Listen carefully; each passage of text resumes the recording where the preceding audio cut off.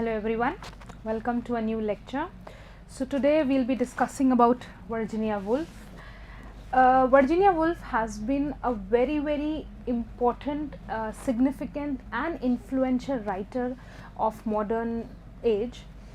She had a deep impact on various genres as well as various thinking patterns, like on feminism, on various narrative styles like stream of consciousness, etc., and other important aspects also. So that is why Virginia Woolf becomes such an important writer to be studied deeply, to be analyzed and worked upon. So we'll be in this lecture, we will be discussing the various literary contributions that Virginia Woolf had given to the field of English literature, various narrative styles and techniques, which some of which she practiced and made popular, like stream of consciousness and psychological writings, etc., etc. Then she's associated with Bloomsbury Group and certain other important contributions she has made, like she even owned a publishing press, and what were its contribution, what were the contributions of Bloomsbury Group, what were the different styles and narrative techniques that she used. Then we'll be discussing her important works, major works that she wrote, and how they are important in our study of modern age. What was their contribution? Some of her works are considered as a pioneer, like for example her work Orlando is considered one of the very initial works of queer theory, and certain other works have different characteristics, but no matter what genre she is writing, it's almost all her works have a very significant place in the study of English literature, specifically in the study of modern age, and she's considered a very important writer. So let's start with our discussion on Virginia Woolf. So a little biographical details will help us understand the bent of mind the poetess had, what kind of events happened in her life which kind of shaped her mental persona and kind of shaped her personality, etc. So full name of Virginia Woolf was Adeline Virginia Woolf, born in 1882 and died in 1941. She was an English writer, considered one of the most important modernist 20th century authors. She is considered one of the very important modernist writer. Okay. A pioneer in the use of stream of consciousness as a narrative device. One of the pioneers, there were other also, like James Joyce, Proust, etc. were there, but she is also one of the pioneers who started using and introduced this method where a writer writes in a stream of consciousness. What is stream of consciousness? How a writer writes through it, we will be discussing. We have already discussed that in our lecture, where in a series where we are separately discussing all the literary terms and various literary movements which are important. So stream of consciousness has been discussed in detail in that series. So I'll just give a brief idea of, say, revision. Stream of consciousness is when a writer focuses more on the internal workings as compared to the external events. Alright, so that is what stream of consciousness is, and if you want to study stream of consciousness in detail, you can refer to that lecture which we have recorded in the series where we are discussing various important literary terms and movements and philosophies of English literature. Okay, so Woolf was born into an affluent household in South Kensington, London. While the boys in the family received college education, the girls were homeschooled in English classics and Victorian literature.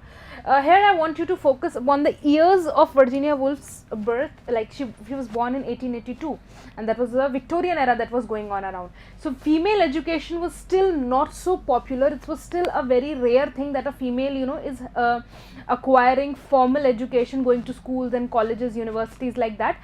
In the same way, although Woolf's family, her parents, were very learned and were very influential and affluent people, still it was not a very common thing to send your girls to school or universities to get their education.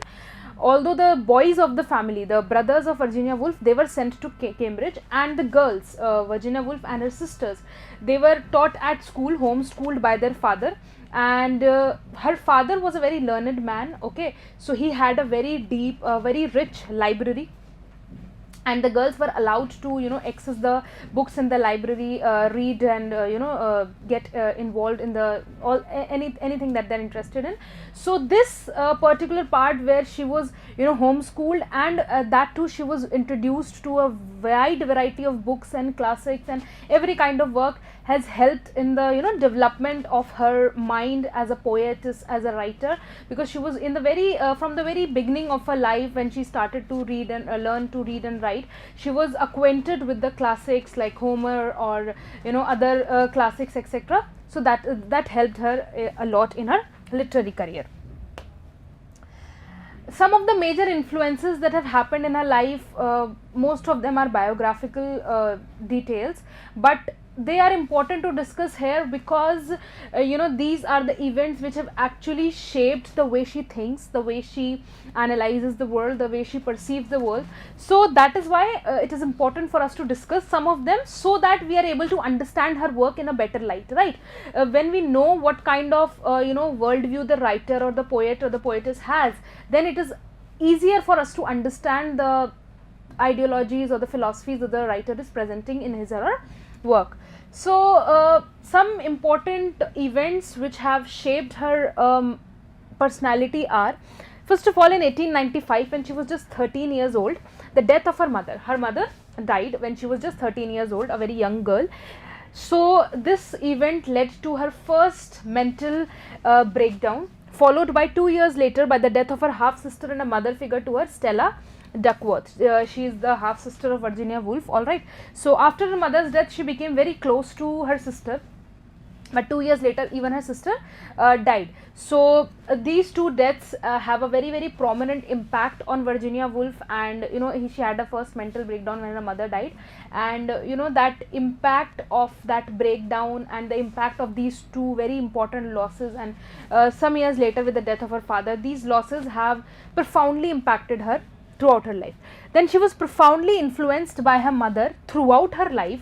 It was Virginia who famously stated that, for we think back, this is a line by Virginia Woolf in one of her works, we think back through our mothers if we are women, and invoked the image of her mother repeatedly throughout her life in her diaries, her letters, and a number of her autobiographical essays. So she had a deep influence of her mother, and this could be seen from various works. For example, her very famous work, To the Lighthouse. When her known people read that work, To the Lighthouse, they said that whatever it is just the major character that is there in To the Lighthouse, Mrs. Ramsay. It is exactly a starking copy of Virginia Woolf's mother. Like, she has completely tried to portray the picture of her mother through that character, Mrs. Ramsay. And many of her other writings, many of her personal writings, like her diary entries, her journal entries, etc., which were published later on, we can see that her mother had a very deep influence on her throughout her life. Although she died when she was just 13, but throughout her life she had a very deep influence of her mother. Some of her works, Reminiscence, 22 Hyde Park Gate, and A Sketch of the Past, frequently evoking her memories with the words I see her. Her is Virginia Woolf's mother. Alright, so in some of these works, other than To the Lighthouse, To the Lighthouse is an image, but other than that, even in these works, we can see the images of, she tries to recreate the images of her mother, and many a times she has said that I see her, okay, like if as if she is like a metaphysical presence in her life throughout, okay. Then from 1897 to 1901, she attended the Ladies Department of King's College, London, where she studied classics and history and came into contact with early reformers of women's higher education and the women's rights movement. She didn't have a very formal initially she didn't have a very formal education, but for some years, for 3-4 years, she attended this Ladies Department of King's College, and there she came in contact with various, what we can say, early feminist reformers and various works which actually helped in the developing of her mind, or giving a feminist bent to her mind. This happened when she was spending a time pursuing her education in King's College, London. Then company of her Cambridge educated brothers and unfettered access to her father's vast library. These two things are very, very important in the development of her intellectual and literary abilities and interests. Her Cambridge studied brothers, they were from Cambridge, they were studying, although the girls were not allowed in the initial years to go for a formal education, but they had all the benefits through their brothers. For example, whatever they are studying, they used to discuss at home, and they had a very intellectual discussion and all these kinds of things in their home. So she benefited, and her sisters as well, they benefited from their brothers' education. And of course the influence of the library of their father is unimaginable. Then, encouraged by her father, Woolf began writing professionally in 1900. Her father's death in 1904 caused Woolf to have another mental breakdown. Her father also died in 1904. Initially, when she started her writing career, it was on the motivation by her father only. But later on, 3 years later, her father also died in 1904, and with this death of her father, she came across the second mental breakdown. A major influence on Woolf from 1912 onwards. Then so these family tragedies, we can say the death of her parents, her sister, and also she was sexually abused by one of her half brother, George Duckworth. All these things, all these biographical events and experiences had a very profound impact on the personality of Virginia Woolf, and this profound impact is visible in various works that she has produced, the various kind of characters that she has produced, the plot line that she develops. So it could be visible in all these works. That is why we are discussing it here. Then if we look at it from literary perspective, then a major influence on her has been of Russian writers, various Russian writers. From 1912 onwards was Russian literature. She was very much influenced, adopted many of its aesthetic conventions from Dostoevsky, Leo Tolstoy, Anton Chekhov, and Ivan Turgenev. So these writers, Dostoevsky, Tolstoy, Chekhov, etc., they were like kind of what we can say like idols or something which she was very much influenced by them. Post 1912 she was introduced, she started reading, and this profoundly impacted her style of writing, her literary techniques, etc. Then another writer who was very much influential in her life was American writer Henry David Thoreau. In 1917, in an essay, she wrote that her aim as a writer was to follow Thoreau. Okay, this was the degree or intensity of the impact that he had on Virginia Woolf. She believed in a certain transcendental, mystical approach to life and writing, where even banal things could be capable of generating deep emotions if one had enough silence and the presence of mind to appreciate them. She believed in this, and this was further strengthened by the writings of Henry David Thoreau, because he even believes in the same thing, that if you have that bent of mind where you are able or you have the capability to look deeper into certain things, then every ordinary thing, every ordinary experience will have a deeper meaning for you. For her, there are no minor events in life, there are no minor experiences or unimportant things in life. For example, in a very famous essay, so in one of her very famous essay, The Death of the Moth, she presents the idea, she simply writes it in first person point of view, and she simply tells us the story of a moth who is stuck in a window pane. All right, and she just simply tells the story, but the deeper meaning of the story is she's actually talking about, she's actually analyzing the grand scheme of the life and death of human beings, that how we take birth, then we live our lives, and then we simply die. So you see, a very minor event which happens in all of our life, but we don't even notice. For example, a moth stuck in a window pane or a fly stuck in a window pane, this kind of a very minor event, but for her nothing is minor. Even banal, as we can say, banal experiences can be can give very profound thought, can become very profound spiritual experiences if the writer or the human being has that bent of mind to perceive these things in that way. So this was how she used to look at the world, her worldview, and how she used to think about all the things related to her. Then mental illness, Virginia Woolf's mental illness has played a very crucial role in her life, and in the end that her mental illness only became the reason of her death when she committed suicide. So Woolf was troubled by her mental illness. She was institutionalized several times and attempted suicide at least twice. Her illness may have been bipolar disorder, for which there was no effective intervention during her lifetime. So during her lifetime there was no effective intervention for bipolar disorder. We are not sure that whatever she suffered was bipolar disorder only, but through her diary entries and through the narration of some friends and acquaintances, we can assume that whatever illness that she was suffering from was bipolar disorder, although it is not sure of, because at that time there were no proper diagnosis or treatments available for this psychological illness. The onset of World War II, the destruction of her London home during the Blitz, and the cool reception given to her biography of her late friend Roger Fry all worsened her conditions until she was unable to work. These are also additional events which have helped in degrading her mental health. The World War II was a very very degrading and a shocking experience for almost all the population that was living at that time. Then some other events where her house was bombed, some of her works were not doing well in the market, and all these things also degraded her mental health. In 1941, at the age of 59, Woolf died by drowning herself in the river Ouse at Lewes. So this is how she died.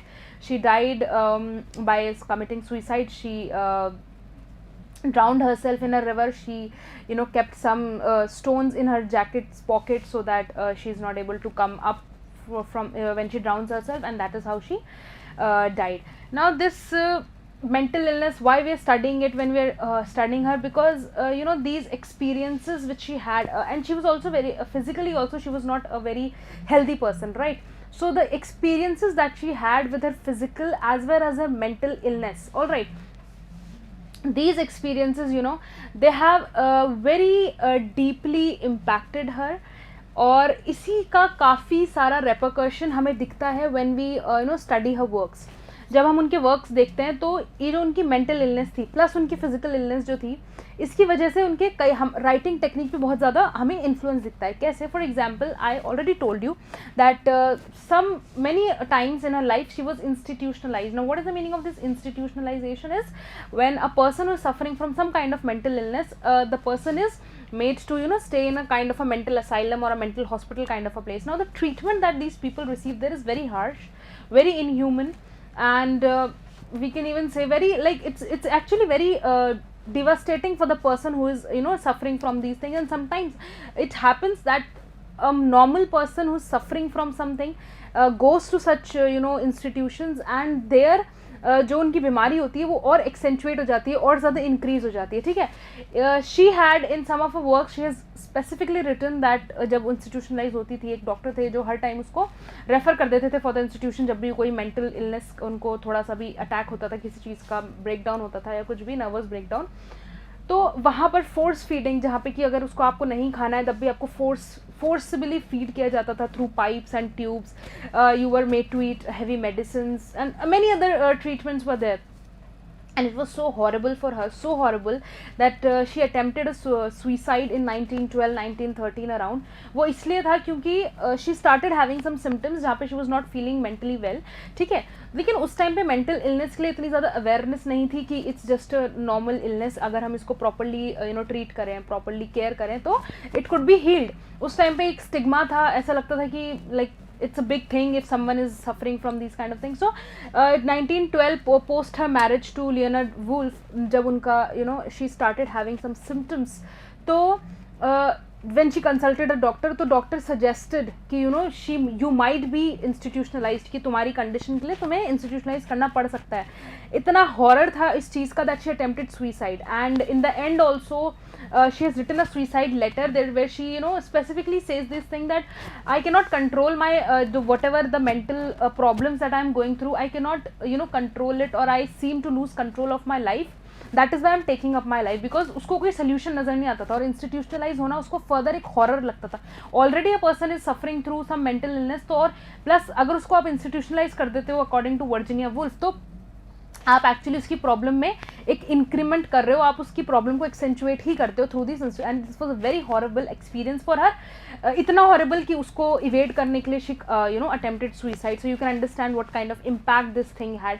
और उसकी plus उसकी physical illness जो थी, because of her physical illness she even had this notion that she presented this idea that when we study literature, जब हम language की बात करते हैं किसी भी, तो ग्रैंड यूनिवर्सल या फिर जो मतलब एक ग्रैंडियर फीलिंग्स के लिए तो हमारे पास बहुत वर्ड्स होते हैं. For example, if you want to express your love, if you want to express some kind of hate, कोई पेट्रियोटिज्म या कुछ भी इस तरह की ग्रैंड जो फीलिंग्स होती है ना, या ग्रैंड जो इवेंट्स होते हैं, फॉर एग्जाम्पल मैरिज है, किसी की डेथ है, या किसी का समथिंग बिग इवेंट्स या बिग ग्रैंड फीलिंग्स जो होती हैं, जब इनको एक्सप्रेस करना होता है ना, we have like ample of material. But everyday mundane जो हमारी एक्सपीरियंसेस हैं, मंडेन इवेंट्स हैं जो हमारी लाइफ के, उनको जब हमें एक्सप्रेस करना होता है, we are short of word. For example, she says if someone wants to express her love, she can have ample amount of Shakespeare quotes to express her love. But if a person wants to express his or her headache, we fall short of words. कि headache को express करने के लिए, या अगर कोई बीमारी है किसी चीज़, किसी पर्सन को फॉर एग्जांपल, तो बहुत शॉर्टेज होती है हमारे पास वर्ड्स की, क्योंकि इसको इतना प्रॉपर्ली एक्सप्रेस ही नहीं किया जाता है. कि for example, if a person is suffering from some kind of viral, what are you feeling? I am not feeling well. No, what is it? I am not feeling well. You can't express it, right? And why we can't express it? Because there is a dearth of certain vocabulary, we can say, or development of certain vocabularies through which a person can express. So she believed that literature or language should help people to express what is going on in their everyday life, what is going on in their regular uneventful, mundane, monotonous life, whatever is going through, whatever they are going through, that they should able to express that better. Because in reality, this is the thing that is permanent. Grand events or high feelings, these are the things which are very, very temporary, and they happen very briefly. Like, for example, if a big event in life happens once, twice, thrice in your life, but everyday mundane tasks you have to do like for every day, right? So that is why she said that our development or our focus on language and literature should be in a way that it helps people to express what they are going through on everyday basis. All right, now the Bloomsbury group, a very important literary group, and she was an influential part of this group. So let's see how she's associated with it. Following Virginia's parents' death, the family moved from Kensington to the more bohemian Bloomsbury, where they adopted a free-spirited lifestyle. So as we already studied, her parents died early in her life. So all her brothers and sisters, they were a big family, okay? So all her brothers and sisters, they moved from Kensington to Bloomsbury, partly because of the affordability of the houses, and also they wanted to start a new life. So obviously they had no guardian control, etc. So they adopted a very free spirited lifestyle. Also in Bloomsbury, they came in conjunction with the brothers' intellectual friends. They formed the artistic and literary Bloomsbury group. So they started having discussions, intellectual groups, and group meetings and group discussions at their homes in Bloomsbury, where we already discussed that her brothers were Cambridge educated. So her brothers' friends and all these people, they started coming to their house. They started sitting together, discussing various ideologies, philosophies, literary works, political, social events, etc., etc. All right. So basically these people were her brother's friend from Cambridge, etc. So and the brothers introduced their sisters also, so they also became a part of the group.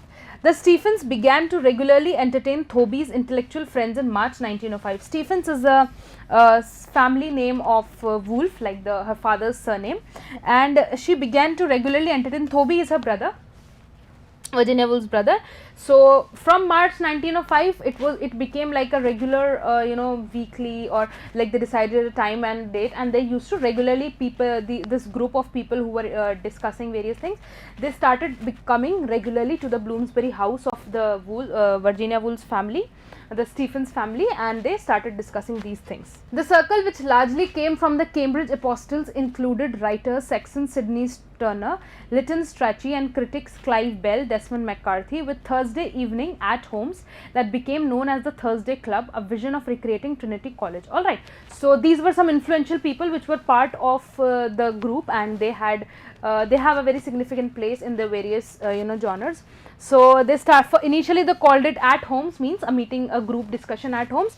Then slowly and gradually it became that became known as Thursday Club. Okay, so because they decided a time that every Thursday we'll be meeting at Bloomsbury in their house, house of Virginia Woolf, and they'll be discussing certain things. Then slowly and gradually came to be known as the Thursday Club, and the aim of the people who were coming together was, their vision was to recreate Trinity College, means they wanted to create an environment which is there in the institutions like Cambridge, Trinity, etc.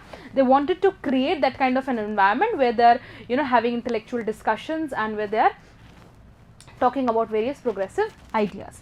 The circle formed the nucleus of the intellectual circle of writers and artists known as Bloomsbury Group. So it initially, because very influential people were associated with this group, so eventually it became a very, very influential circle, and these people achieved various success in their respective fields, in their various respective literary genres which they were working in. In 1905, Vanessa is Virginia's sister, introduced the, and she was an artist, so she introduced the Friday Club. Earlier it was Thursday Club.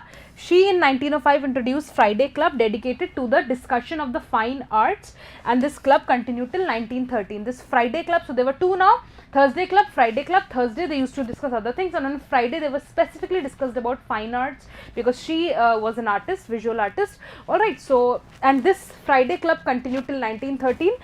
Thursday Club or Bloomsbury Group continued later on, till later on as well. Post 1907, the group began to increasingly explore progressive ideas, first in speech and then in conduct. Vanessa proclaiming in 1910 a libertarian society with sexual freedom for all. So in 1910, as in one of her works by Virginia Woolf, we see that she claims that in 1910 the worldview changed, right? She even says, because for this was a time when gradual progressive ideas were coming on forefront, and different kinds of developments were taking place. Even the people who were associated with this Bloomsbury Group post 1907, they started adopting various progressive and sometimes we can even say rebellious lifestyles and speaking styles and ideologies. Several members of the group attained notoriety in 1910 with the Dreadnought Hoax, which Virginia participated in disguised as a male Abyssinian royal. The Dreadnought Hoax is a kind of a prank, we can say, or a kind of a what we can say, a disguised trickery that they did on the naval army of Britain. In that, one of her brother's friend, they planned a hoax, and they tricked certain army officials, and in that Virginia also participated as a male Abyssinian royal. So basically this was considered to be an illegal act, because obviously they are tricking the army officials, but eventually they were not they were acquitted from this case, and they were not charged legally, because the person who initiated this hoax said that they didn't intended any harm to the army. They just did it so that people, so that to make this idea came in forefront, that how much unattentive or what we can say careless हैं कितने army officials, ठीक है. उन्होंने एक ऐसे kind of हम कह सकते हैं प्रैंक था, या फिर एक काइंड ऑफ ऐसी ट्रिकरी थी जो उन्होंने आर्मी ऑफिशियल के साथ की थी, कि वो किसी ड्रेसअप होके आ गए थे, डिस्गाइज होके आ गए थे लाइक एबिसिनियन किंग और क्वीन की तरह, और आके उन्होंने they started saying that although they were all general Britishers only, they were citizens of Britain only, but वो एबिसिनियन किंग्स की तरह, रॉयल्स की तरह ड्रेसअप होके आए, and they went to the army and then naval army, and then they played a prank kind of a thing. So later on उनके ऊपर कोई legal charge नहीं हुआ था, but इसको बहुत ही criticize किया गया. तो obviously आप army से trickery कर रहे हो, and that was considered a very thing, but legally इनको charge नहीं किया गया था, because उनका जो intention था वो harm पहुँचाने का नहीं था. वो ये था कि they just wanted to show कि कितना कह सकते हैं bottlenecks जो है या loop holes जो है उनकी आर्मी में, उसको represent करने का था, ठीक है. तो वर्जीनिया वुल्फ का इसमें ज़्यादा रोल नहीं था, she was just a participant जो डिस्गाइज होके, जिसने एक डिस्गाइज्ड एबिसिनियन रॉयल का की तरह ड्रेसअप हुई थी. Later they were joined by slightly younger group of Cambridge intellectuals to whom the Stephen sisters gave the name Neo Pagans. तो बाय 1910 जो ये लोग थे वर्जीनिया वुल्फ के ब्रदर्स वगैरह, वो एक तरह से एलुमनाई जिसे हम कहते हैं उस तरह से हो गए थे। तो 1910 के बाद से ये यंगर जनरेशन थी जो अब कैम्ब्रिज से स्टडी एजुकेशन परस्यू कर रही थी, उन लोगों ने भी ये ग्रुप ज्वाइन करना शुरू किया because this group was very famous among Londoners. So उन लोगों ने ये ग्रुप ज्वाइन किया करना शुरू किया, और इन यंगर इंटेलेक्चुअल्स को जिन्होंने पोस्ट लेटर पीरियड्स में ये ज्वाइन किया था ब्लूम्सबरी ग्रुप, इनको वर्जीनिया वुल्फ और उसकी जो सिस्टर है Vanessa Bell, they used to call them neo-pagans. And one of the very important name in this neo-pagan group जो 1911-1912 तक ही था associated Bloomsbury group से, later on due to some ideological differences they parted their ways. One of the very important name associated with this neo-pagans is Rupert Brooke, a very important English writer, poet. Virginia became better acquainted with Rupert Brooke and his group of neo-pagans pursuing socialism, vegetarianism, exercising outdoors and alternative lifestyles including social nudity. So these were some of the ideologies that this group of neo-pagans believed in, and they joined Bloomsbury group. So the members of Bloomsbury also came in contact with these various ideals. Some of them acquired, some of them didn't. So but in post 1912 this group of new pagans, in which Rupert Brooke was a very influential name, they parted ways. Later Bloomsbury included John Maynard Keynes, Duncan Grant, E.M. Forster, Roger Fry, Leonard Woolf and David Garnett. So these are the years in which these people joined the group. So Leonard Woolf is the person whom Virginia Woolf married. 1920 saw a post-war reconstitution of the Bloomsbury group under the title of the Memoir Club, which, as the name suggests, focused on self-writing in the manner of Proust a la Ricard and inspired some of the most influential books of the 20th century. So because of the war, World War I, which began in 1914, the group was scattered obviously. So but in 1920 they tried to the group was there, but इतना influential नहीं रहा था या इतना regularly वो लोग मिल नहीं पाते थे because of war. Obviously casualties होती हैं when a war is going on, तो इतना रेगुलरली मिल नहीं पाते जितना प्री वॉर कंडीशंस में मिल सकते थे. लेकिन 1920 के बाद से the people they tried to recreate, और एक हम कह सकते हैं reunion kind of they tried to do. And जब उन्होंने इसको रीयूनाइट करने की कोशिश की तो उन्होंने उसका नाम दिया था memory club, which as the name suggests, so it was focusing on the style of writing introduced by Marcel Proust and inspired some of the most influential 20th century writers. The group, which had been scattered by the war, was reconvened by Mary Molly McCarthy. She was the person who initiated this reunion of the group, who called them Bloomsburys. Okay, so he called them these people who were associated with the group Bloomsburys, and operated under rules derived from the Cambridge Apostles, an elite university debating society that a number of them had been members of.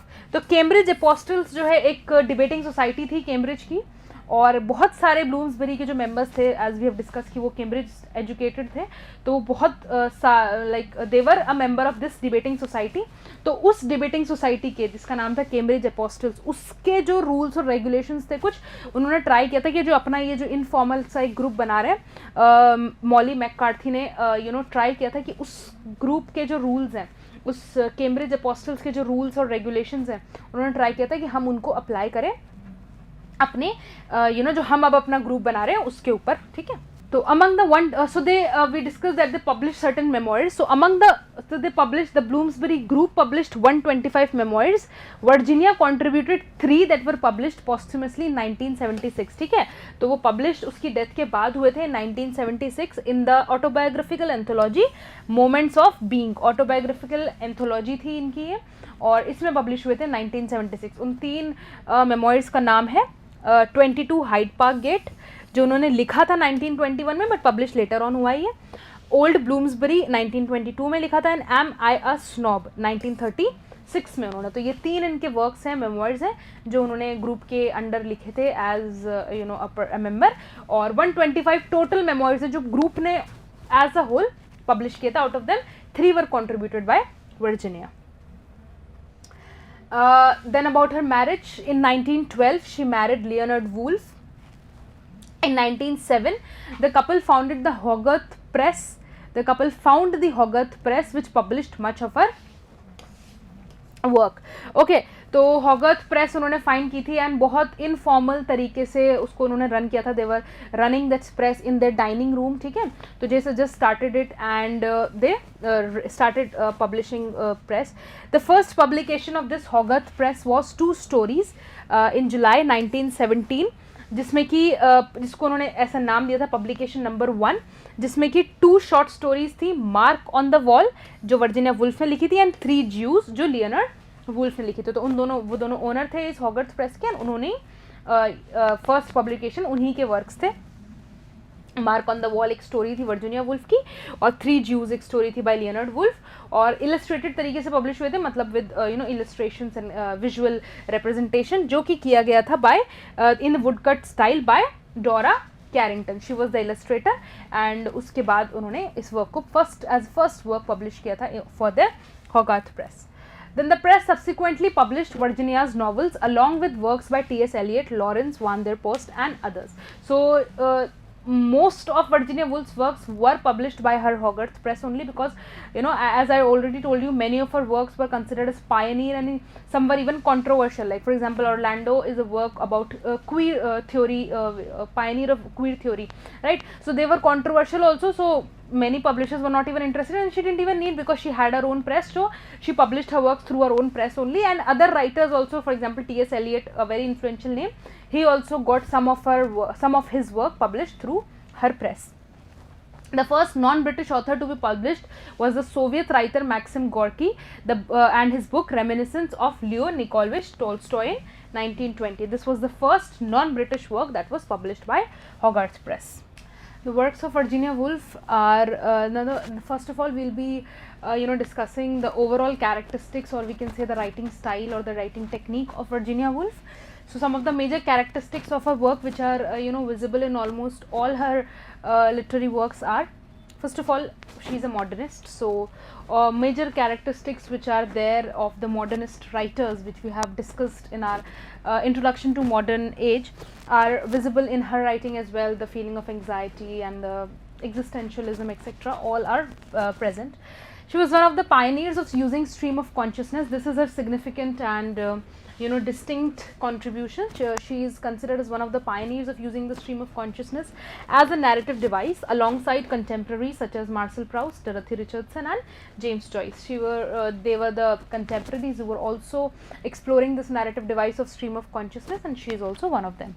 Her novels are highly experimental, experimental in the sense that they are narrative, is frequently uneventful and commonplace, refracted and sometimes almost dissolved in the character's receptive consciousness. Means when we look at her, when we will further be looking at various works of Virginia Woolf, we will see that in terms of events, her novels or her works are mostly have absence of events. मतलब plot का जो development है, जो plot हमारा जो आगे बढ़ रहा है, वो events के ऊपर आगे नहीं बढ़ता है, वो it moves forward on the basis of the psyche, या उसके जो consciousness या फिर subconscious में जो character के चल रहा है, वो होता है major plot driving force जो वर्जीनिया वुल्फ के वर्क्स में होती है.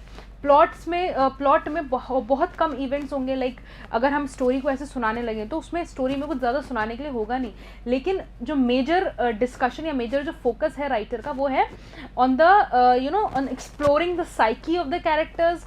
और कई बार इतना ज़्यादा फोकस साइकी पर है कि events have been given a very secondary और a very second number in the priority list of the focus of the writer.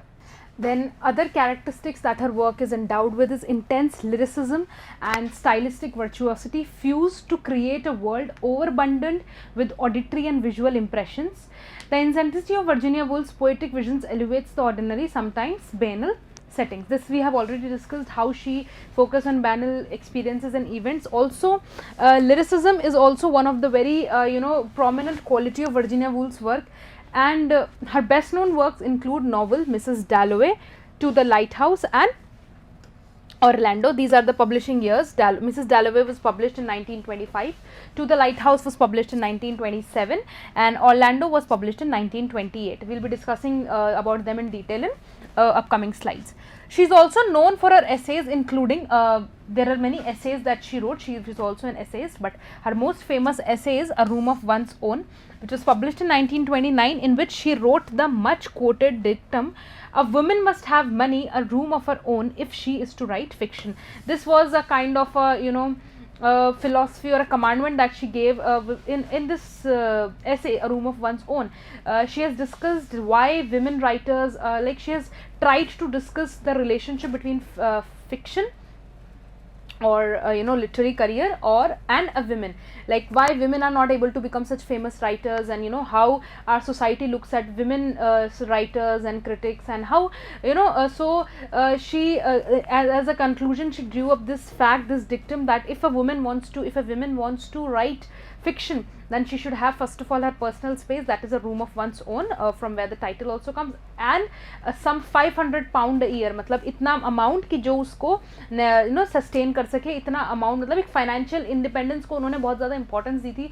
She said that if women are downtrodden, or women are mistreated in the society because women have never been financially independent in their lives. जितना भी हमारा culture की starting है, from the very starting of the human race, women को हमेशा poor रखा गया, in the sense ज़रूरी नहीं है. For example, if a woman is living in a very rich household, तो then also she says that women are mostly poor in the sense कि उनके पास फाइनेंशियल पावर्स नहीं होती हैं, और क्योंकि फाइनेंशियल पावर्स नहीं होती है, तो in a way they are kind of forced to do certain things which they are not ready to do, which they don't want to do, but क्योंकि उनके पास फाइनेंशियल इंडिपेंडेंस नहीं है, फाइनेंशियल पावर नहीं है, तो for the sake of we can say like forced thing they have to do because of financial independence. So according to Virginia Woolf, if a woman focuses on financial independence and financial maturity of herself, she can become independent in other ways of society, also in other social aspects also. But first and the foremost step that a woman should do to gain independence, to gain sovereignty over herself only, is financial independence. Okay, so this is a much quoted line which is often quoted by and it's by Virginia Woolf. Then now let's begin discussing her works individually. The first work that we are going to discuss is The Voyage Out, which was published in 1915. Virginia began work on her first novel, Melimbrosia, that eventually became The Voyage Out. So her first novel, she named it as Melimbrosia, but eventually it was published under the name of The Voyage Out. So the original name of The Voyage Out was Melimbrosia, and this was published in 1915. It's her first work. In 1915, she published it through her half brother's publishing house, Gerald Duckworth and Company. It was a publishing house run by her brother.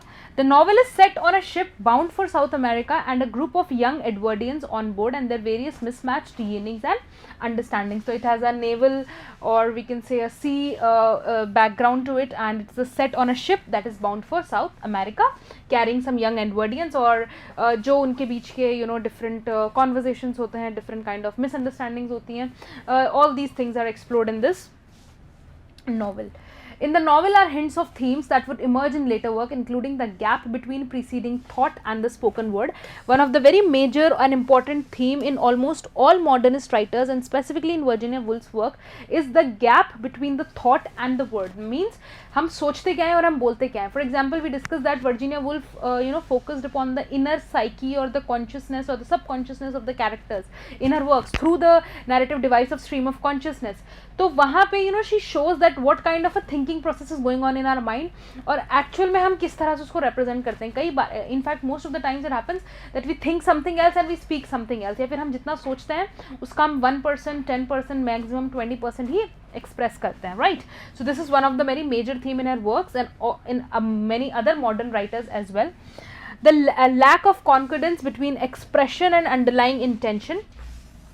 Express क्या हो रहा है और intention क्या है, उसके बीच का एक बहुत वास्ट गैप होता है जो हम हर एवरीडे लाइफ में we can experience, together with how these reveal to us aspects of the nature of love. So this is the major theme, some of the major themes that she discusses in this novel. कुछ themes जो हैं जो उन्होंने इस novel में discuss किए वो उनके later works जो हैं, जब वो एक like और maturity, she reaches much more maturity in terms of literary production as well as her age and life also.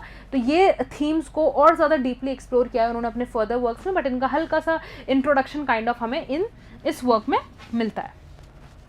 Then her very famous work Mrs. Dalloway, which was published in 1925. She published Mrs. Dalloway in May 1925, followed by her collapse in August. So in May this work was published, and in August 1925 she had a mental collapse. It centers on the efforts of Clarissa Dalloway, a middle-aged society woman, to organize a party. So she is the woman on whom the title of the novel is given, Mrs. Dalloway. That Clarissa Dalloway is a high society woman who is trying to organize a party. So what is all going on in her mind, and what happens in the party, how she prepares, and all these kind of things, as like it looks to be a very ordinary event of a woman organizing a party, but what all goes in her mind, and how she relates to these ordinary events of the life of a common woman to the universal feelings and alien feelings of alienation, the anxiety of world wars, etc. That is very remarkable in her work. In the post-war Mrs. Dalloway, 1925, like in the post-war environment which was there, 1925 was the time when post-war sentiments and post-war environment was going on.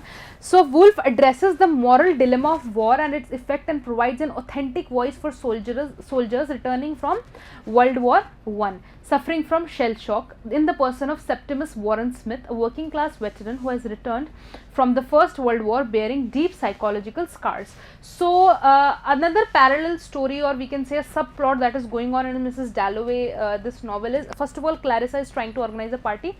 Another important character in the novel is Septimus Warren Smith and his wife. Septimus Warren Smith is a very important character, and through this character Virginia Woolf has tried to analyze कि कैसे एक soldier who has been fighting in World War, what kind of psychological impacts or psychological trauma it happens to the people who directly took part in wars, और जब वो when they returned to their countries, to their homelands, तो क्या कैसे उनकी life was changed forever. Means, for example, if a person has witnessed a killing on such mass level and destruction and the worst human form they have witnessed in the wars, तो किस तरह से उनकी life permanently उनकी change हो जाती है, किस तरह से परमानेंट स्कार्स उनकी साइकी पे, उनके साइकोलॉजिकल उनके ब्रेन पर डेवलप हो जाते हैं. तो through this character of Septimus Warren Smith उन्होंने ये थीम को एक्सप्लोर किया है, and it was very very very contemporarily a very relevant theme at that time in the post-war condition and post-war environment of 1925. This was a very very important aspect. So she shows the dilemma of war, मतलब कि वही हम glorify करते हैं war को, but actual में war is not something to be glorified about. Its effect, and provides an authentic voice for soldiers returning from World War I. तो World War I से जो soldiers वापस आ रहे थे, they were experiencing same kind of thing. तो उनकी experience को she tried to give a voice through the character of Septimus Warren Smith, and he is a working class veteran who has returned from the First World War bearing deep psychological scars. That is the character of Septimus Warren Smith. The character of Septimus Warren Smith is parallel with Woolf, was haunted by the dead and ultimately takes his own life rather than be admitted to a sanatorium. So we can see certain parallels with the character of Septimus Warren Smith with the life of Virginia Woolf. That is why I discussed the biographical details of Virginia Woolf in so much detail. Why? Because we see when we study about Virginia Woolf and her and certain major biographical events which have shaped her mentality, we see that the events that happen in Septimus Warren Smith's life are some or the other way are parallel with the life of Virginia Woolf. For example, this person is haunted by the dead, and in the same way Woolf was haunted by the dead, like her mother's memory was always there, her sister, father, specifically her mother, then ultimately takes his own life rather than be admitted to a sanatorium. Sanatorium is also like asylum or an institute where mental illness are treated through some methods and techniques. So the person Septimus Warren Smith, in the novel it shows that the doctor जो होता है, जो एक doctor होता है जिसको उसने Virginia Woolf ने ट्राइड टू ऐसे प्रेजेंट किया कि जब वो डॉक्टर आता है तो वॉरेन स्मिथ को, जो एक मेंटल पेशेंट है, उसको वो डॉक्टर ना मॉन्स्टर जैसा लगता है कि वो एक मॉन्स्टर है और उसको लगता है कि मुझे इससे अपनी जान बचानी है. मतलब जो she was also given a very satirical view of the mental जो उस टाइम की फैकल्टी थी, जो मेंटल हेल्थ से रिलेटेड डॉक्टर्स थे, जो प्रोफेशनल प्रोफेशनल्स थे उनके वर्किंग कंडीशन को भी बहुत सटायराइज किया है वर्जीनिया वुल्फ में. इस क्यों किया है? क्योंकि वो खुद एक विक्टिम थी उस चीज़ की, right. And according to her this was very very degrading to the health of a human being. तो सेप्टिमस वॉरेन स्मिथ के पास जब वो डॉक्टर आता है तो ही थिंक्स, उसको ऐसा परसीव होता है कि that doctor is a monster, और उस मॉन्स्टर से खुद को बचाने के लिए ही जंप्स फ्रॉम अ विंडो. मतलब असाइलम या फिर वो एक इंस्टीट्यूशनलाइज होने से बचने के लिए उसको बेटर लगता है कि उस इंस्टीट्यूशन में जाने से बेटर है जहाँ पे मेंटल इलनेस का सो कॉल्ड ट्रीटमेंट होता है कि बेटर है कि I give up my life. And this was what Virginia Woolf even thought. We have already discuss कि she attempted certain suicides, and in the end also when she takes her life later on in 1942, this is one of the reasons that she took her life. There were other reasons also, but so in the character of Septimus Warren Smith we can see that there are various reflections of the psyche of Virginia Woolf. Then her very famous work To the Lighthouse, published in 1927.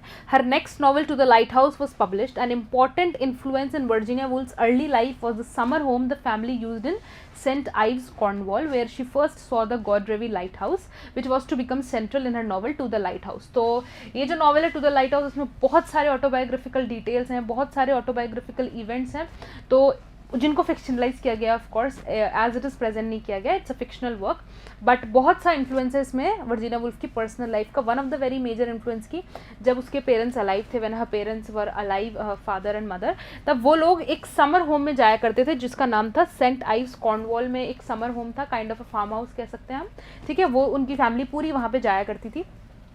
वहाँ पे जो उनका home था वहाँ से एक it's was like a country home, तो वहाँ से उनको एक लाइट हाउस विजिबल हुआ करता था. In the neighbour there was a light house which was named as Godrevy light house.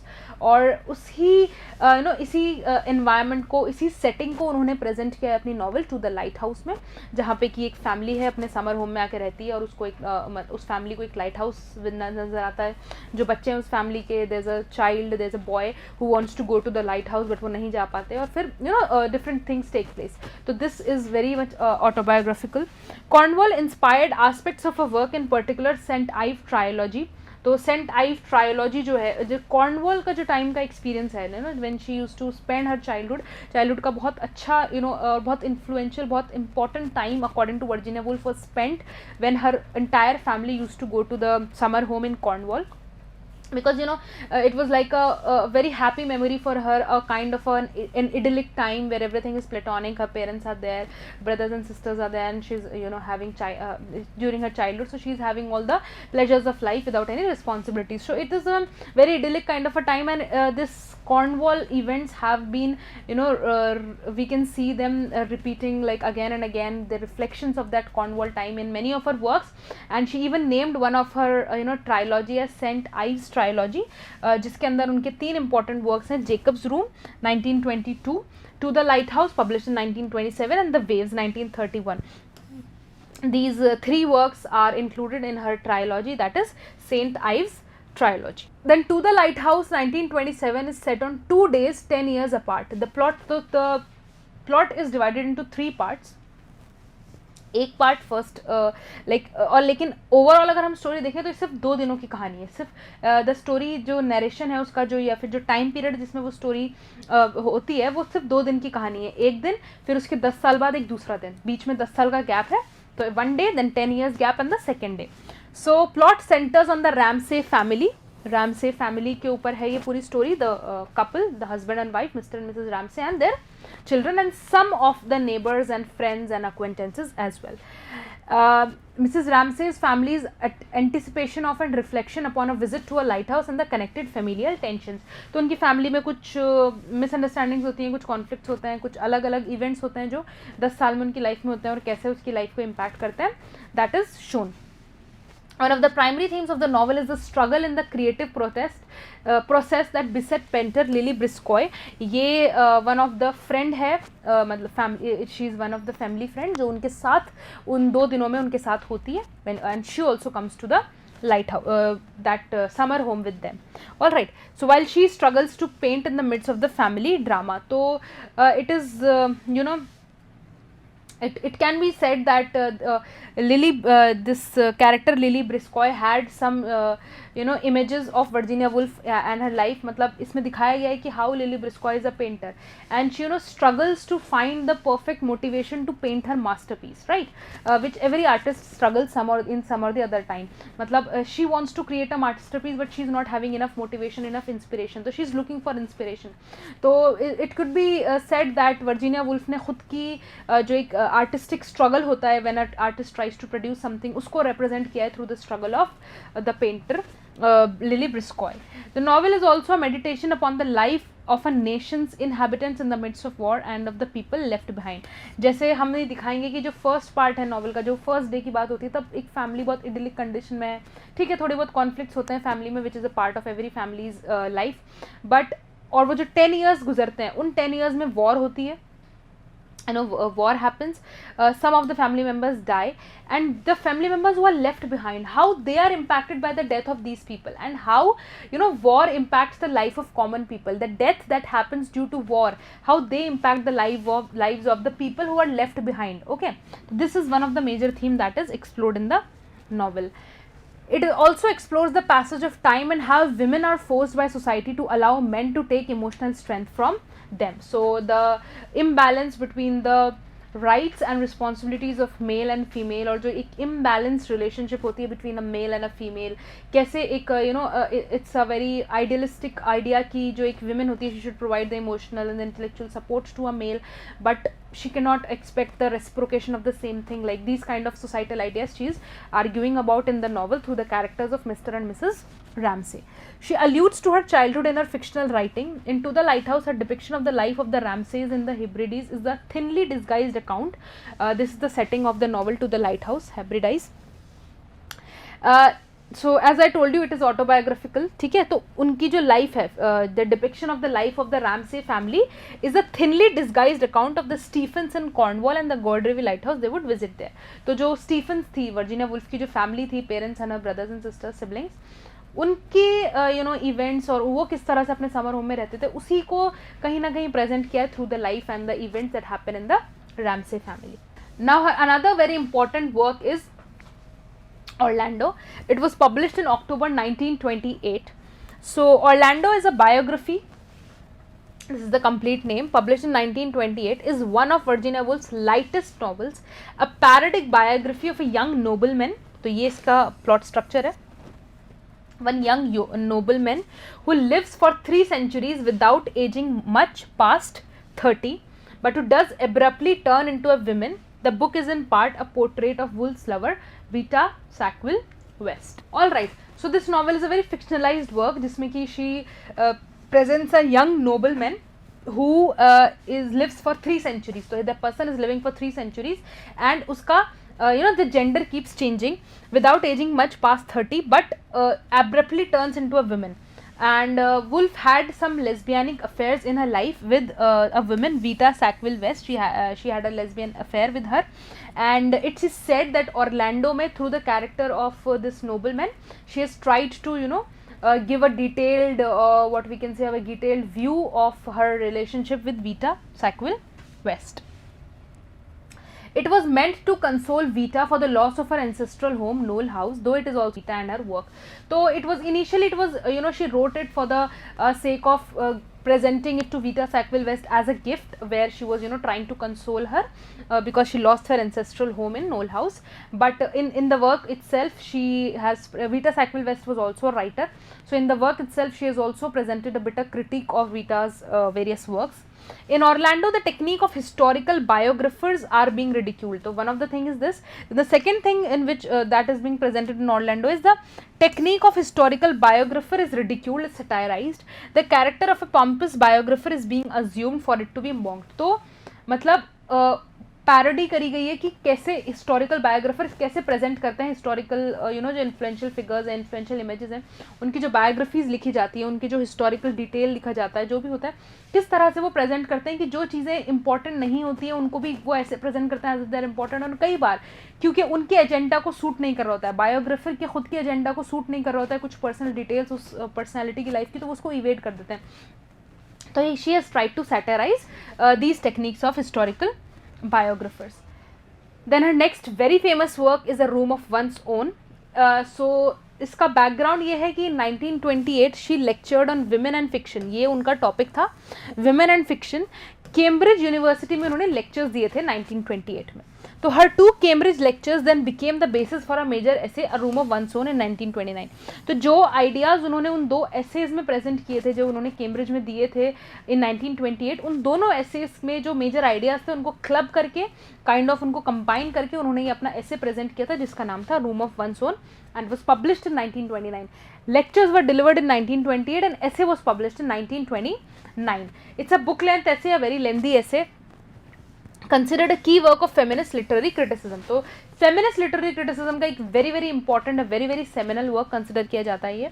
In it she examines the historical disempowerment of women, कि क्यों मतलब हमेशा से women have been disempowered, women have been discriminated against, proper equal educational opportunities नहीं मिली है, equal professional opportunities women को नहीं मिली है, financial independence की opportunities women को नहीं मिली है, क्यों ऐसा है और क्या impact उसका होता है और क्या उसका हम solution कर सकते हैं. These ideas have been presented by her in this essay. Have faced in many spheres the discrimination that women have faced in various spheres including social, educational and financial. ठीक है, तो सोसाइटी में उनका right क्या रहता है. Education पे बहुत ज़्यादा फोकस किया गया है कि विमेन एजुकेशन क्योंकि इतनी कॉमन नहीं है, इस ये भी एक रीज़न है कि विमेन डिसएम्पावर्ड है, विमेन जो है मार्जिनलाइज्ड है. प्लस सबसे इंपॉर्टेंट फाइनेंशियल इंडिपेंडेंस, और ये कनेक्टेड ही है. एजुकेशनल इंडिपेंडेंस होगी तो financial independence will follow. If a women is not educated तो उसके लिए financial independence is still a very difficult task as compare to woman who is educated, right. So she says for a woman to be for a woman to be independent in society she need to have financial independence, and for financial independence she needs to have educational opportunities. One of her most famous dicta is contained within the book, "A woman must have money and a room of her own if she is to write fiction." We have already discussed this quote, that a woman should have a money and some personal space where she wants to, where she can write if she wants to write, become a writer. She states a good deal about the nature of women and fiction, employing a quasi-fictional style as she examines where women writers failed because of lack of resources. तो वो ये भी explore करती हैं कि fiction में या literature में, लिटरेरी जो जॉनर्स है या लिटरेरी जो हमारा कैनन है उसके अंदर विमेन राइटर्स की इतनी कमी क्यों है, why there is such a dearth of women writers, poetess, etc. उसके कई सारे reasons उन्होंने enlist किए in the essay. One of the reason is lack of resources, वही educational resources plus उनको इतनी independence नहीं होती कि वो एक profession choose कर सकें, उसको practice कर सकें, opportunities की और resources का lack of them. Examining along the way the experiences of the Brontes, George Eliot and George Sand, as well as the fictional character of Shakespeare's sister. ठीक है, तो ये जो different writers हैं, different women writers हैं, उनके बारे में उन्होंने brief exploration किया है कि कैसे मतलब एक women के लिए publish होना was the biggest thing. कई बार even most of the times, like for example Bronte sisters, they published under different disguised names, and various other women writers they published under different disguised names, so as क्योंकि it was considered a blasphemy कि अगर एक women लिख रही है, अगर एक women एक writer है तो it was considered something very very weird and absurd. So that is why these women had to struggle with these things. So she tries to explore these things, various factors, and then she creates a fictional character. मतलब उसकी कोई relevance like evidence नहीं है, physical evidence नहीं है, but she creates a fictional situation कि if Shakespeare had a sister, ठीक है, शेक्सपियर की अगर सिस्टर होती है और इक्वल जीनियस होता है या इन केस उससे ज़्यादा भी जीनियस होता है जो शेक्सपियर में था, तो क्या वो भी उतनी ही फेमस हो पाती जितना शेक्सपियर हो पाया है. ऑल्दो अगर हम देखें तो सोसाइटल जो कंडीशंस है उस टाइम की सिमिलर होती दोनों के लिए, क्योंकि ऑब्वियसली दे आर सिबलिंग्स, तो एक ही टाइम पे रह रहे हैं. फाइनेंशियल जो कंडीशन होती है फैमिली की वो सिमिलर होती, लेकिन स्टिल वो खुद आगे फिर जाके कहती है कि if Shakespeare had a sister, वो कभी भी इतनी सक्सेसफुल राइटर नहीं बन पाती जितना शेक्सपियर बन पाया, because she is a female. First of all उसको एजुकेशन ही नहीं दी जाती. दूसरी चीज़ वो अगर लिखती तो जैसे शेक्सपियर को तो when Shakespeare started writing we tried to we kind of glorified him for writing, but अगर उसकी बहन लिखती या उसकी sister if she wanted to write, we would have और the society would have banished her, society would have tormented her for writing. लो मतलब एक ही काम का एक ही काम कर रहे हैं दोनों, both of them are writing some fiction, लेकिन एक मेल को क्या ट्रीटमेंट दिया जाएगा एंड एक फीमेल को क्या ट्रीटमेंट दिया जाएगा, that has a vast difference. और इसी की वजह से female writers are not so common in our society. ठीक है. So she contrasted these women who accepted a differential status to Jane Austen who wrote entirely as a woman. तो ये जो writers थे like George Eliot जो थी, she also wrote under a pen name. Her real name was Mary Evans. And Bronte sisters, उन्होंने भी pen names adopt किए थे to publish their works as compared to Jane Austen जिन्होंने हमेशा अपना original name के थ्रू ही publish किया था. तो क्यों ऐसा था, क्या उन्होंने क्यों पेन नेम्स लिए और क्यों उन्होंने ओरिजिनल नेम किया, दैट इज तो उनको उन्होंने एक्सप्लोर किया. And also through the character of Shakespeare sister, fictional character. So Woolf believed that to break free of a patriarchal society, women writers needed a room of their own to develop and often fantasize about an outsider society where women writers would create a virtual private space for themselves via their writings to develop a feminist critique of society. मतलब they need to have certain space जहाँ पे कि उनको ऊपर societal burdens नहीं है, societal identities नहीं है, जहाँ पे वो independent thinking like they can practice independent thinking, वो सोच सकती हैं अपने बारे में, अपनी society के बारे में. They should not always be surrounded by family and responsibilities.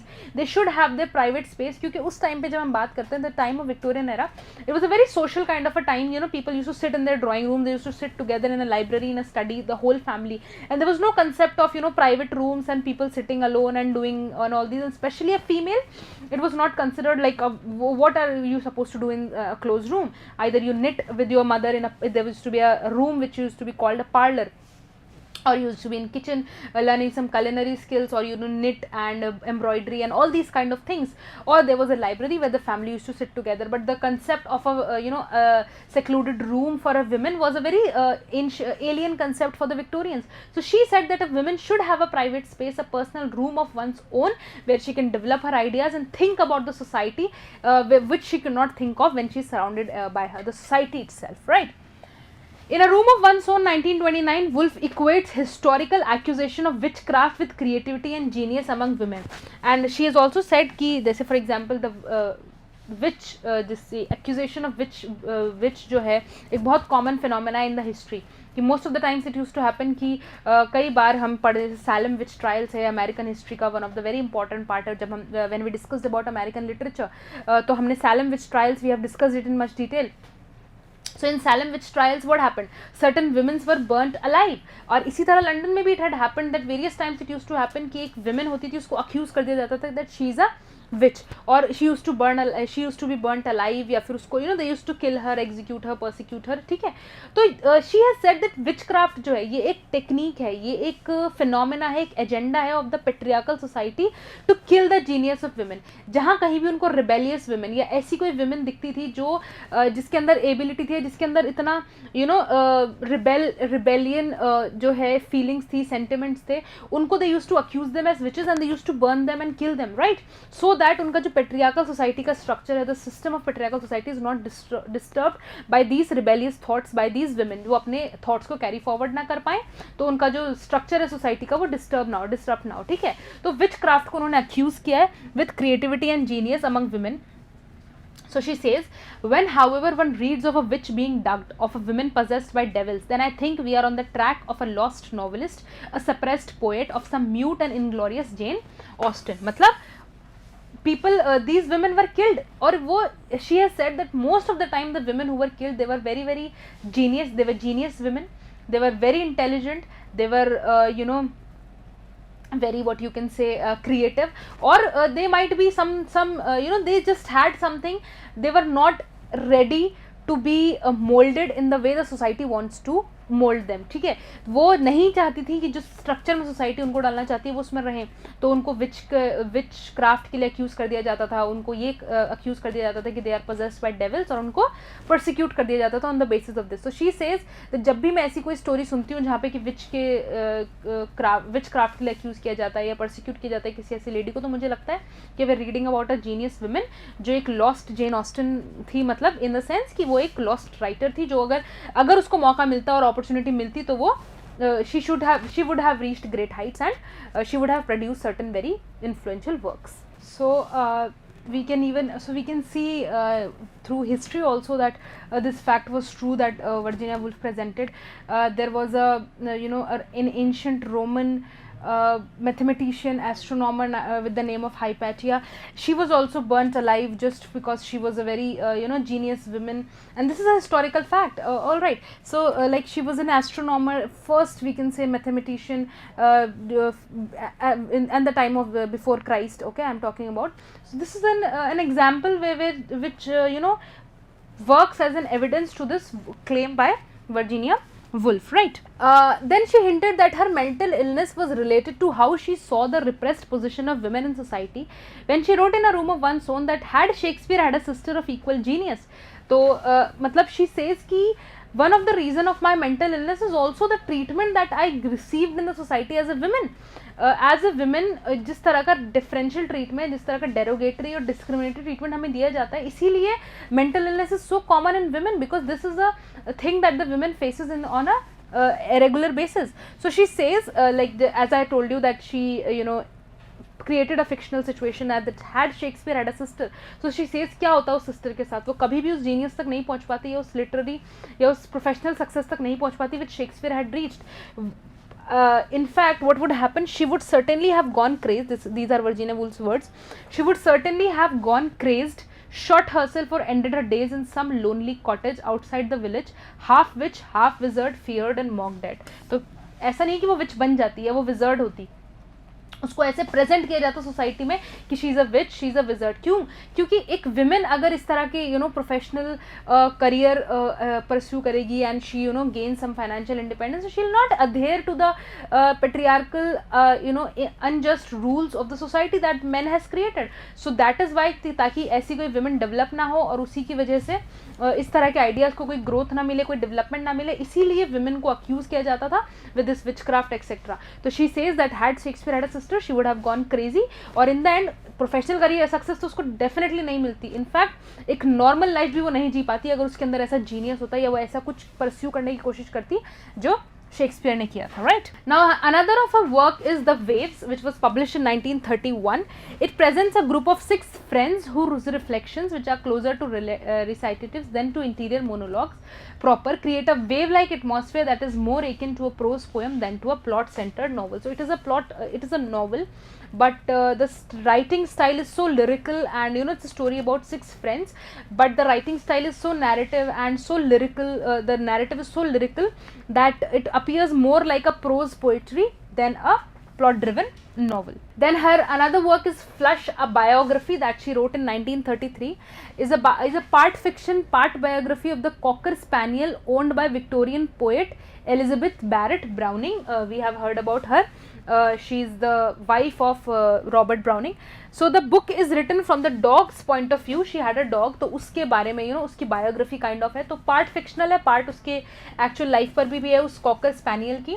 So book is written from the dog's point of view. Woolf was inspired to write this book from the success of the Rudolph Bezier play, The Barretts of Wimpole Street. So this was the work which influenced or which inspired her to write this biography. That is the work that is Flush, a biography, and it's a kind of a drama where Flush is on stage for much of the action. ठीक है. The play was produced for the first time in 1932 by the actress Catherine Cornell. So it's a drama, it is a play, and in the stage it was produced on the stage, for most of the time Flush is on the stage, and the actress that acted in this play first time was Catherine Cornell, and it was staged for the first time in 1932. Then her work The Years, 1936 saw another collapse of her health. She had another mental breakdown in 1936 following the completion of The Years. So after she completed her work The Years, she had a mental breakdown again. The Years, 1941, then it was published. 1936 it was completed, but it wasn't published. It was published in 1941. Traces the history of the genteel Prageteer family from the 1880s to the present day in the mid 1930s. So the novel work revolves around the Prageteer family. The novel had its origin in a lecture Woolf gave to the National Society for Women's Service in 1931, an edited version of which would later be published as Professions for Women. So Professions for Women is a very famous essay that has been written by Virginia Woolf, and उसका जो basis है वो उनका एक lecture है जो उन्होंने दिया था in the National Society for Women service 1931 में. और जो आइडियाज़ उन्होंने इस ऐसे में प्रेजेंट किए नॉन फिक्शनल वर्क में, उन्हीं आइडियाज़ को उन्होंने फिक्शनलाइज फॉर्म में प्रेजेंट किया in her work the years. Woolf first thought of making this lecture the basis of a new book-length essay on women, this time taking a broader view of their economic and social life rather than focusing on women as artists as the first book had. The first book, that is The Room of One's Own, जिसमें उन्होंने specially focus किया था कि women as artists क्यों successful नहीं हो पाते हैं. तो earlier her plan was profession for women लिखने से पहले उनका प्लान था कि वो एक बुक लेंथ या फिर और एक डीप स्टडी करना चाहती हैं कि जो वुमेन के बारे में या फेमिनिस्ट इशूज़ जो हैं उनके बारे में, but later on that didn't happen and it was just published in a small essay and that was Professions for Women. She soon jettisoned the theoretical framework of her novel essay and began to rework the book solely as a fictional narrative, but some of the non-fictional material she first intended for this book was later used in Three Guineas. Three Guineas was another of her work, और जो उनका idea था कि एक non fictional work उनको produce करना था women के इशूज़ के बारे में बात करते हुए, वो इतना सक्सेसफुल नहीं हो पाया. उन्होंने like for some time being उन्होंने ये आइडिया को ड्रॉप कर दिया and she produce a fictional work which was named the waves. और थ्री गिनीज उनका एक वर्क था विच वॉज पब्लिश इन 1938, उसमें उन्होंने उन आइडियाज़ को रिप्रोड्यूस किया. Then another work is Between the Acts 1941. Virginia completed Between the Acts in early 1941, followed by a further breakdown directly resulting in her suicide on 28 March 1941. So this is ऐसे कह सकते हैं कि this is the last work that she wrote, the novel being published posthumously later that year. So this was published posthumously, Between the Acts. Her last work, Between the Acts, which was published 1941 posthumously, sums up and magnifies Woolf's chief preoccupations, जो उनके major themes थे जिसमें she was majorly interested, उनको kind of summary है, kind of उनको मतलब एकदम maturity तक पहुंच के उन्होंने उन थीम्स को एक्सप्लोर किया है. Some of the major themes are transformation of life through art, sexual ambivalence, meditation on the themes of flux of time and life, all set in a highly imaginative and symbolic narrative encompassing almost all English society. This is a very brilliant work जहाँ पे उन्होंने इन सारी themes को explore किया है जो scattered हैं उनके बहुत सारे works में, अलग अलग जगह पे उन्होंने explore किया, बट यहाँ पे उन्होंने cumulative तरीके से उन सारी themes को explore किया है.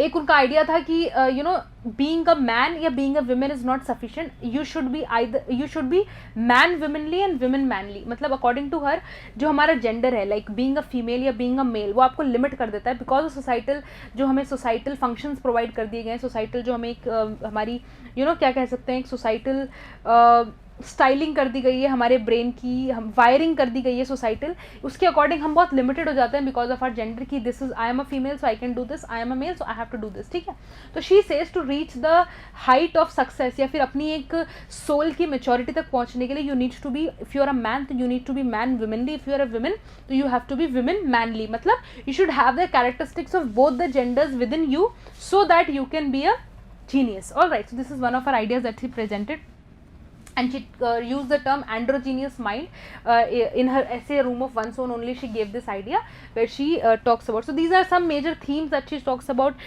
Sexual ambivalence is related to that idea only. Then she also talks about the transformation of life through art, the importance of art, any kind of art, visual art or literary art, any kind of art, how it transforms and improves the quality of the life of the artist as well as the readers or the audiences. The book is most lyrical of all her works, not only in feeling but in style, being chiefly written in verse. So this book is completely written in verse, okay, very very lyrical and completely written in verse. Sinking underwater this is one of the metaphor, sinking underwater. Like in many of her works we see this being repeated again and again, the idea of sinking underwater. According to her, what it meant to Woolf was, it's a metaphor for both the effects of depression and psychosis, कि जब एक psychologically एक person suffer कर रहा होता है उसको ऐसा ही feel होता है कि I am sinking under deep waters, but also for finding truth and ultimately was her choice of death. उनको लगता है कि दोनों चीज़ें हैं. जब एक साइकोलॉजिकल डिप्रेशन से या साइकोलॉजिकल किसी भी इलनेस से एक पर्सन जब गो थ्रू कर रहा होता है तो उसको यही फील होता है कि I am drowning inside water, मतलब एक वेट है उसके ऊपर विच ही और शी के नॉट मतलब उसको कंट्रोल नहीं कर सकता है, उसको मैनेज नहीं कर सकता है, एंड ही और she is drowning deeper in water. Also second ये मीनिंग था. Also another meaning which she adds to this idea of drowning in water की, शी सेज कि ये जो हम ड्राउन होते हैं या फिर जो हमारे पे वेट जो आ रहा है, it is not something to be very off, क्योंकि इन द एंड यही वो वेट है which ultimately gives us the idea of truth. तो for her it meant both the things, finding the truth after all this struggle and everything you find truth, and also it's a reaction which a person या फिर एक feeling which a person goes through when he or she is suffering from a mental illness. She also wrote certain dramas. Virginia wrote only one drama she wrote, that was Freshwater, based on her great aunt Julia Margaret Cameron. This is like the story, or the plot is based upon a real character, that was a great aunt Julia Margaret Cameron, and produced at a sister's studio on Fitzroy Street in 1935. She produced it there. She researched the life of her great aunt. She was a very successful photographer, publishing her findings in an essay titled पैटलडम. Okay, तो उनकी जो findings थी उनको उन्होंने एक non fictional work में भी प्रेजेंट किया जिसका नाम है पैटलडम, जिसमें उन्होंने अपनी आंट की लाइफ के बारे में शी इज़ प्रेजेंटेड, जो भी उन्होंने डिटेल्स रिसर्च किए, और उसको फिक्शनलाइज फॉर्म में उन्होंने प्रेजेंट किया through her drama fresh waters. She had begun work on a play based on an episode in Cameron's life in 1923 but abandoned it. 1923 में उन्होंने एक अपनी आंट की लाइफ की किसी इवेंट के ऊपर एनालाइज करना शुरू किया था, बट abandoned it, उसको उन्होंने ज़्यादा परस्यू नहीं किया. बाद में उन्होंने परस्यू करके ये वर्क प्रोड्यूस किया था, fresh water. Finally, it was performed on 18th January 1935 at the studio of her sister Vanessa Bell. She is the sister of Virginia Woolf, the painter artist sister. In 1935, it was presented. Woolf directed it herself. She was the director also, and the cast were mainly members of the Bloomsbury group, including herself. So her friends and her, acquaintances from the Bloomsbury group. Majorly, they were the cast, and even Woolf acted in it also and directed it also. Freshwater is a short 3-act comedy satirizing the Victorian era, only performed once in Woolf's lifetime. So in Woolf's lifetime it was performed only once, where Woolf was the director, actor also, one of the actors, and other actors were from Bloomsbury group. The major theme of the plot is, of the drama is, it is a satire on the Victorian era, the style of dressing, the style, the society, the drawing room conversations that they used to have, the how they everyone was after marriage, and all these kind of things. These are the themes of the drama. Beneath the comedic elements, there is an exploration of both generational change and artistic freedom. Both Cameron and Woolf fought against the class and gender dynamics of Victorianism, and the play shows links to both the lighthouse and a room of one's own that would follow. Why she chose this particular woman, her aunt, as a theme in, or like a person whose life she was very much interested, because see, she was a great aunt, so you can see that she lived in Victorian era, and at that time it was not common for women to be successful professionals like that, but she was one of them. So obviously if she is a successful professional at that time, that means obviously she had fought against various stigmas of the society, she has actually struggled with various problems of the society that a woman has to go through if she dreams about a professional, successful profession. So this is what she explored through her drama when she explored the life of Cameron. She was very much inspired by her, और कई सारे जो themes हैं जो हमें room of one zone में feminist themes जो हमें मिलते हैं, वो themes इस play में reflected है. Then some of her non-fiction works are, other than the famous essay, like famous essays जो हमने अभी डिस्कस किए, profession for women, room of one's own, उनके अलावा भी कुछ essays हैं जो lesser known है, but they are equally genius in style, including Mr. Bennet and Mrs. Brown, published in 1924, and a letter to a young poet, which was published in 1932. These are also very important essays, although not so famous. In her 1936 essay Am I a Snob, which she published as a memoir under the Bloomsbury group, Am I a Snob, she both examined her own position as someone who would be considered an elitist snob, but attacked the class structure of Britain as she found it. She examined her values and those of the privileged circle she existed in. मतलब she was satirizing about the poverty, या फिर जो class structure है Britain का, उसको satirize कर रही थी. कहीं ना कहीं she felt कि she belongs to a very elite section of the society, yeah, right? For example, her family was educated and they were affluent people, not so rich but not poor also, and they belonged to a very respectable, very affluent family, and her brothers were Cambridge educated and all these kind of things. So she, in this essay she tried to explore कि being a person from an what you can call an elite part of the society, अगर मैं इन चीज़ों पे comment कर रही हूँ, poverty पे या class structure के ऊपर satirize कर रही हूँ, जिस class structure के dominant aspect का मैं भी एक part हूँ, तो क्या ये मुझे एक स्नॉब बनाता है या क्या ये मुझे एक हिपोक्रेट की आइडेंटिटी देता है? इन आइडियाज़ को उन्होंने एक्सप्लोर किया in her essay am I are snob, a wonderful essay satirizing the British class structure and the societal values that were existent at that time. Then she concluded she was, and subsequent critics, she concluded in the essay that she is a snob. Okay, she is a snob, and subsequent critics and supporters have tried to deal with the dilemma of being both elite and social critique. मतलब being an elite, being a rich, you are satirizing the और या फिर आप commentary कर रहे हो on the poverty of the people, तो कहीं ना कहीं it makes you a snob. That was the idea of Virginia Woolf. Shortly after her death Leonard Woolf produced an edited edition of unpublished essays, her husband, titled the moment and other essays. तो ये एक उन्होंने publish किया था एक work जिसमें उनके कई सारे अनपब्लिश्ड एसेज जो वर्जीनिया वुल्फ ने अपनी लाइफ में लिखे थे उनको कंपाइल करके ही published it through his own press, that is Hogarth Press, और 1947 में ही published it. Many of these were originally lectures that she gave and several more volumes of essays followed.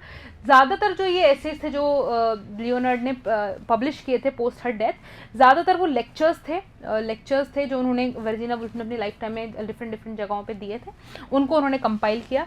Then later on एक और volume of essays की published हुई थी जिसका नाम था the captain's deathbed and other essays. Captain's deathbed and other essays 1950 में publish हुई थी. उसमें भी उनके कई सारे अनपब्लिश्ड एसेज जो उनकी लाइफ में अनपब्लिश्ड थे, they were published. So these are the two very important volumes of essays that were published post her death by her husband. The moment and other essays and the captain's deathbed and other essays 1950. Now her association with Vita Sackville West, as I already told you, she had a lesbianic affair with her, and the affair her association with her was from 1922 to 1941 till her death. She started knowing her in 1922. So on 14 December 1922 Woolf met the writer and gardener Vita Sackville West. After a tentative start they began a sexual relationship. The relationship reached its peak between 1925 and 1928, evolving into more of a friendship through the 1930s. But like they had a sexual relationship in these years, but later on it just remained like a friendship through the 1930s. Sackville West worked tirelessly to lift up Woolf's self-esteem. She had very deep influence on, because she worked on her self-esteem. In 1928, Woolf presented Sackville West with Orlando. We have already discussed that she presented it as a gift to her. A fantastical biography in which the eponymous hero's life spans 3 centuries and both sexes. That he lives for 3 centuries, a fictional character, and his sex keeps on changing.